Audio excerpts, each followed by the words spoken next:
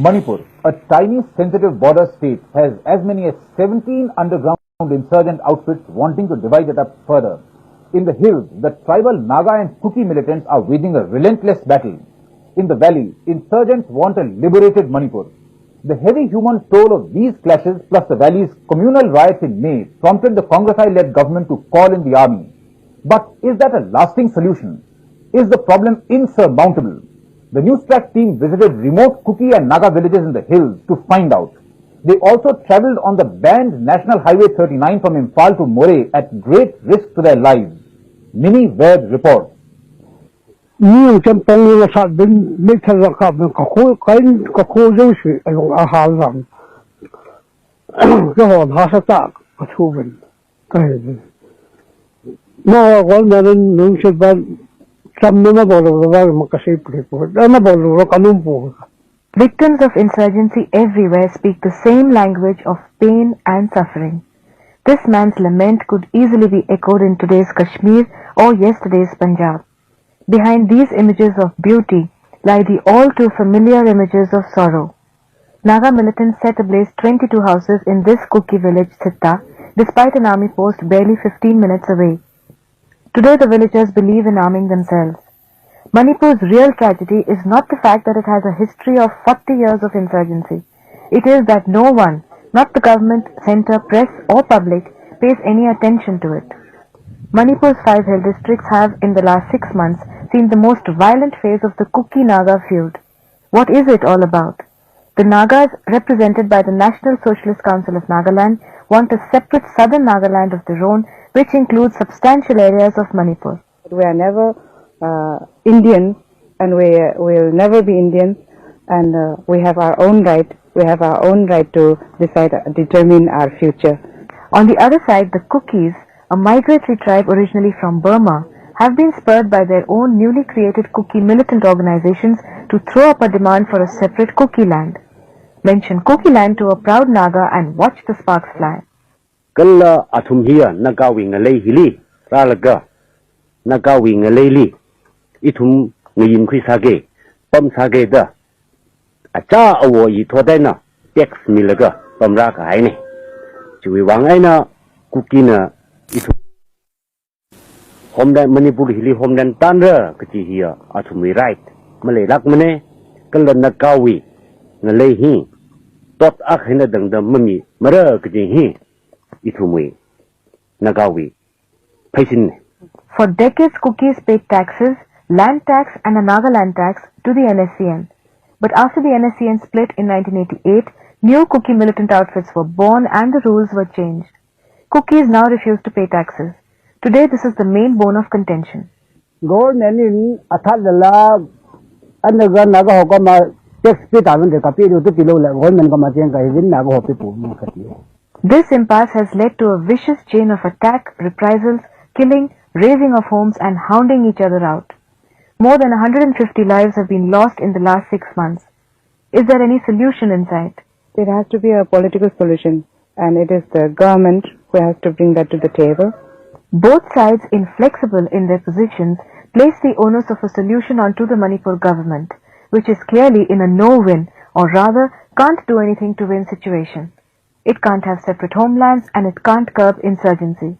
I have to admit our deficiency, but deficiency is also partly because we are not determined, we have not political motivation, political determination, but because, the police which is to deal with it is so badly armed and they are so immobile. It is the same syndrome of short-sightedness that seems to afflict insurgency-ridden states in India, whether it is Punjab, Kashmir or the Northeast. Ignore the problem in the initial stages. In the meantime, militants highlight perceived grievances, gather public support, arms and a mass base, and destabilize the police forces. Political leaders playing off one group against the other lose credibility and finally resort to knee-jerk responses which are usually too little and too late. They call in the Green Berets. In Manipur, the army was called in after 100 deaths and gruesome devastation following communal riots in the valley in May. Army is not the solution, I know. But the situation as it is, we have to resort to it. We have to depend on them. center should open up a dialogue with these people, with these insurgents, and try to find a political solution. As in Kashmir and earlier in Punjab, the people's alienation from the national mainstream is very real in Manipur. When the state fails to administer, obviously the insurgents fill the vacuum. In the hills, the Kuki and Naga militants have taken up battle positions. This crucial highway linking Imphal to the border town of Moreh has been completely taken over and all traffic banned by the NSCN. Just recently, they ambushed an army convoy, killing 36 people. Newstrack met KNA representatives who crossed over from the Burma border to talk to us. Do they have any clear strategy on how to achieve their goal of a Kuki land in Burma? They seemed quite confused. The lands which we have occupied just now, it is from the beginning of our forefathers and mothers. So we have to take, or we have to occupy this area as separate land for the Kuki. When do you think that you will be able to succeed in this? How long will it take you? We suppose it will take 4 or 5 years. You're going to fight with Burma. What is your military strength? Military training, Strength. How many arms, how many people?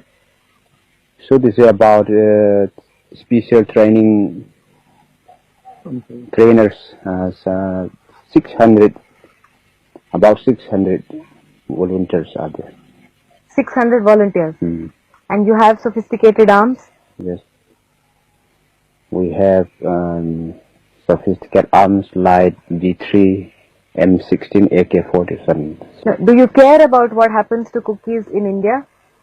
If this tension or this harassment or torture will be going so long, some days we can revenge or we can take necessary action. With their ongoing economic and traffic blockade of the Imphal-Moreh road, the NSCN has openly served notice on the KNA. Who wins the battle for Moreh and who emerges the stronger in the Kuki-Naga conflict will definitely not be decided in the near future.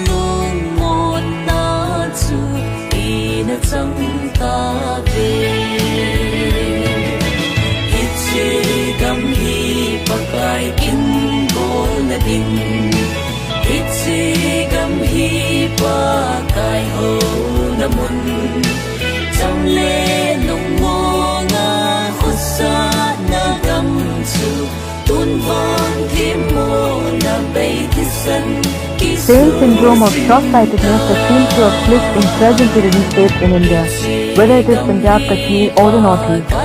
Ignore the problem in the initial stages. In the meantime, militants highlight perceived grievances, gather public support, arms and a mass base, and destabilize the police forces.